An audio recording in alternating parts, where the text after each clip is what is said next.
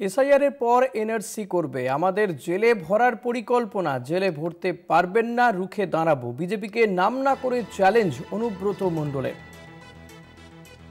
অনুব্রত মণ্ডল তিনি বলছেন যে এসআইআর এর পরে এনআরসি করবে, আমাদেরকে জেলে ভরার পরিকল্পনা, কিন্তু জেলে ভরতে পারবেন না, রুখে দাঁড়াবো, এমনটাই বলেছেন অনুব্রত মণ্ডল, বীরভূমের তৃণমূল নেতা।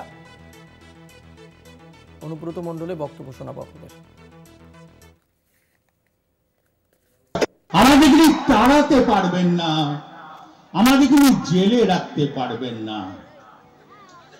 তাই আমি বন্ধুদের বলছি, সবাই ফর্ম ফিল আপ করবেন, ভয় পাবেন না।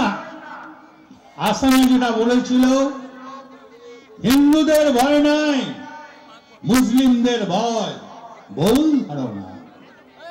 মাত্র 4 লক্ষ মুসলিম জেল খাটছে, 14 লক্ষ হিন্দু জেল খাটছে।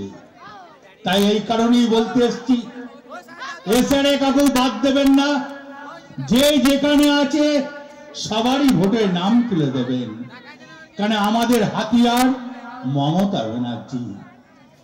আমরা ফর্ম ফিল আপ করবো, তোমাদের হিম্মত থাকলে অতি সোজা না, তোমরা আমাকে তাড়িয়ে দেবে, জেল খাটিয়ে দেবে।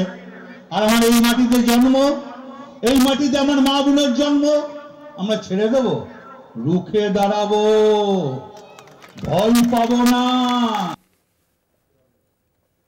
এই নিয়ে আমরা কথা বলবো, প্রতিনিধি মনাবীর বংশী রয়েছেন। মনা, অনুব্রত মণ্ডলের এই বক্তব্যের পরে জেলা বিজেপি নেতৃত্বের কি বক্তব্য? দেখো ঋষিকেশ, অনুব্রত মণ্ডল যে বক্তব্য রেখেছেন, বিশেষ করে তুমি জানো যে বছর ঘুরে রাজ্য বিধানসভা নির্বাচন এবং এই আবহে এই মুহূর্তে দাঁড়িয়ে এসআইআর বঙ্গে কিন্তু শুরু হয়ে গেছে, বিএলওরা মাঠে নেমে পড়েছে, বাড়ি বাড়ি যাচ্ছে। তারই মধ্যে অনুব্রত মণ্ডলের এই বক্তব্যে বিজেপি খুব একটা ভালোভাবে দেখছেন না। পরিষ্কারভাবে বিজেপি নেতৃত্ব তরফ থেকে বলা হচ্ছে যে অনুব্রত মণ্ডল তিনি তো তৃণমূল শাসক দল, তাদের দলের কোনো নীতি আদর্শ কিছু নাই। এসআইআর নিয়ে তারা ভয় পেয়েছেন, তাই এ ধরনের ভুলভাল বক্তব্য দিচ্ছেন অনুব্রত মণ্ডল, এমনটাই কিন্তু বিজেপির তরফ থেকে কিন্তু প্রতিক্রিয়া পাওয়া যাচ্ছে। তবে দেখো ঋষিকেশ, আজকে বিশেষ করে বীরভূমের অত্যন্ত গুরুত্বপূর্ণ একটি বিধানসভা কেন্দ্র লাভপুর, সেই লাভপুরে যিনি তৃণমূল কংগ্রেসের বিধায়ক রয়েছেন, তার নেতৃত্বেই মূলত অঞ্চল ভিত্তিক বিরাট জনসভা প্রতিটি অঞ্চলে অঞ্চলে হচ্ছে।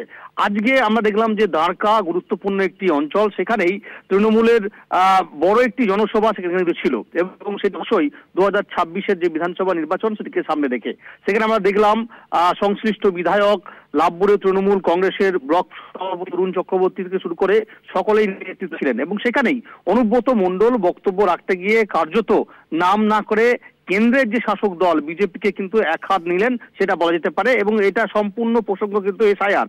তুমি জানো যে বিশেষ করে অনুব্রত মণ্ডল যেটা বলছে যে এসআইআর করার পর তারা এনআরসি করবে এবং বিজেপি ভাবছে যে আমাদেরকে জেলে ভরে দেবে, আমাদেরকে এই ভিটে ছাড়া করবে, আমাদেরকে তেড়ে দেবে। একেবারেই সেটা আমরা মানবো না, আমরা রুখে দাঁড়াবো, যতদূর যা করার আমরা কিন্তু করব। কিন্তু এসআইআর নামে যে চক্রান্ত এটার পরে বিজেপিকে তো চ্যালেঞ্জ ছুড়ে দিচ্ছেন পাল্টা, বিজেপি কি বলছে? একেবারে দেখো, বিজেপির সঙ্গে আমরা কথা বলেছিলাম, সংশ্লিষ্ট বিজেপি যারা দায়িত্বে রয়েছে নেতারা, তাদের কথা বলেছিলাম, তারা বলছেন যে এসআইআর কে নিয়ে এত ভয় কেন তৃণমূল কংগ্রেসের? এসআইআর তো হচ্ছে এবং ঝাড়াই বাছার চলছে, তারা তো ভয় কিসের? তাহলে তৃণমূল কংগ্রেস কি ভয় পেয়েছে? অনুব্রত মণ্ডল কি ভয় পেয়েছেন? অনুব্রতর দলের নেতারা কি ভয় পাচ্ছেন কর্মীরা? তার জন্য কি এ ধরনের কার্যত হুঁশিয়ারি দিচ্ছেন, হুমকি দিচ্ছেন? এসব বলে কোনো লাভ হবে না। 26-এর বিধানসভা নির্বাচন আসছে, মানুষ তার জবাব দেবে এবং এই দলটিকে উৎখাত করবে, এমনটাই বিজেপি তরফ থেকে কিন্তু কটাক্ষ ছুড়ে দেওয়া হচ্ছে অনুব্রত মণ্ডলের এই প্রকৃতিতে।